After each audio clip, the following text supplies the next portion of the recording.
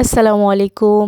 সবাই কেমন আছেন? আশা করছি সবাই খুব ভালো আছেন। আমিও আলহামদুলিল্লাহ ভালো আছি। চলে এসেছি আরেকটি নতুন ব্লগ নিয়ে। তো আজকের ব্লগটা এই তো আমরা বেড়াতে গিয়েছিলাম। তো এটা হচ্ছে আমার ছোটো মামার বাসায়। তো ছোটো মামার বাসায় আমার 2 খালা, খালাতো বোন, আমি, আম্মু আমরা এই কয়জনই গিয়েছিলাম। তো আমার মেজো বোনেরও যাওয়ার কথা ছিল, কিন্তু ওর 2 মেয়ের খুবই জ্বর ঠান্ডা ছিল, যার কারণে ও যেতে পারেনি। তো এই তো যাওয়ার পর নাস্তা খেয়ে নিলাম। আর এখন যেটা দেখতে পাচ্ছেন, রাত্রে ডিনার করছি আমরা। এটা হচ্ছে আমার বড় মামার বাসা। তো সেই ছোটো মামার বাসা থেকে আবার বড় মামার বাসায় গিয়েছিলাম। তো সেখান থেকে আবার মামি জোর করে আমাদেরকে মোরগ পোলাও খাইয়ে দিল। তো সেটা খেয়ে আসলাম। আর এই যেটা হচ্ছে তার পরের ভিডিও। তো তারপরে আবার ছোটো খালার বাসায় গিয়েছিলাম। তো একসাথে 3টা বেড়ানোর ব্লগ আপনাদের সাথে শেয়ার করছি। অবশ্যই লাইক দিয়ে দেখা শুরু করবেন। তো এই যে ছোটো খালার বাসায় আমি এসেছি। তো আমি আর আমার হাজব্যান্ডই এসেছিলাম। তো এই তো এখানে কিছু গেস্ট আসবে, তো তাদের জন্য নাস্তা টাস্তা রেডি করে নিচ্ছিলাম আর কি। আর এই তো এখন আম্মু হালুয়া বানাচ্ছে, বুটের হালুয়া। তো সেটা আপনাদের সাথে একটু শেয়ার করি।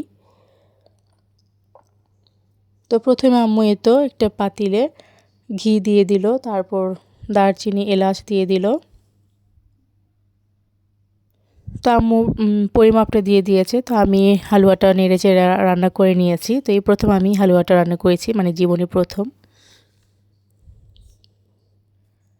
আর এই যে ঘিটা যখন গরম হয়ে গেছে, মানে দারচিনি এলাচের যখন ফ্লেভারটা ছড়িয়ে গেছে, তখন আমরা বুটের ডালটা দিয়ে দিলাম ব্লেন্ড করা। আসলে এবার আমরা ডালটা ব্লেন্ড করিনি, ডালটা ডাল ঘুটনি দিয়ে একটু ঘেটে নিয়েছি। তো এই তো দেখে বুঝতে পারছেন কিছু কিন্তু দানা দানা রয়ে গেছে। তো সেটা ইচ্ছে করে করেছি, মুখের মধ্যে একটু দানা দানা লাগলে ভালো লাগে, তো সেই জন্য এভাবে করা। নাহলে সবসময় আমরা ব্লেন্ডারে ব্লেন্ড করে নিই।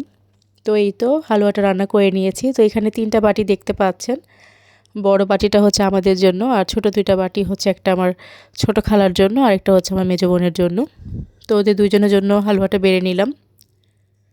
আর এই তো এখন যে খাবার দাবারগুলো দেখতে পাচ্ছেন, এগুলো হচ্ছে আমার হাজব্যান্ড আমার শ্বশুরবাড়িতে গিয়েছিল। তো আমার শাশুড়ি আমাদের সবার জন্য খাবার পাঠিয়েছে।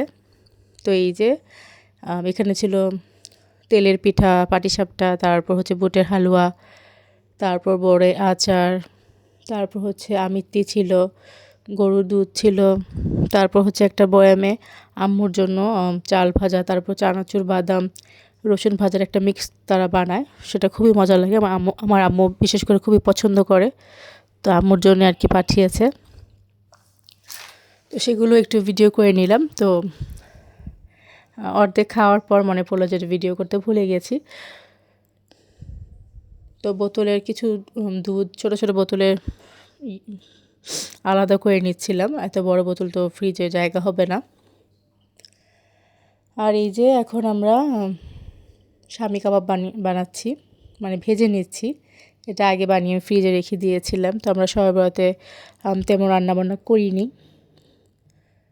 তো আমরা শবে বরাতের পরে আর কি শবে বরাতটা পালন করেছি। তো এই তো শবে বরাতের খানা পিনা, মানে খাবার দাবার রান্না করছি আর কি।